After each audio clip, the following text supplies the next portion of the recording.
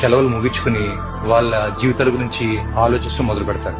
మీ జీవిత భాగస్వామి తమ శేష జీవితం ఎలా గడపాలని చెప్పి ఇంకా ఆలోచిస్తారు. పండగలు, సినిమాలు, క్రికెట్ మ్యాచ్లు అన్ని ఎప్పటిలాగా వచ్చి వెళ్ళిపోతా ఉంటాయండి. పువ్వులు మళ్ళీ వికసిస్తాయండి. కాలాలు మారుతా ఉంటాయండి. జీవితం మెల్లగా పాతరూపంలోకి వెళ్ళిపోతుందండి.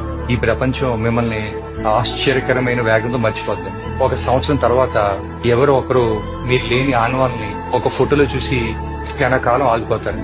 కొన్నేళ్ళ తర్వాత మీకు బాగా దగ్గర ఉన్న వాళ్ళు కూడా మిమ్మల్ని తక్కువగా గుర్తు పెట్టుకుంటారండి. ఆఖరికి మీ పేరు ఎవరో పలకిన రోజు కూడా వస్తుంది. మీరు ఎంతమంది కోసం మీ జీవితం త్యాగం చేశారో, ఎన్ని రాత్రులు కష్టపడ్డారో, ఎన్ని రాత్రులు బాధపడ్డారో, ఎంతమంది కోసం మీరు బతకడం మానేశారో అదంతా కూడా వారికి తాత్కాలికమేనండి. ఇప్పుడు నేను మీకు వేస్తున్న ప్రశ్న ఏంటంటే, ప్రపంచం మిమ్మల్ని మర్చిపోవడానికి వేచి ఉంది. మీరు ఎవరి కోసం పరిగెడుతున్నారు? మీరు ఎవరి కోసం ఆందోళన చెందుతున్నారు? మీ జీవితం మీది. దాన్ని ఇతరుల అభిప్రాయాల కోసం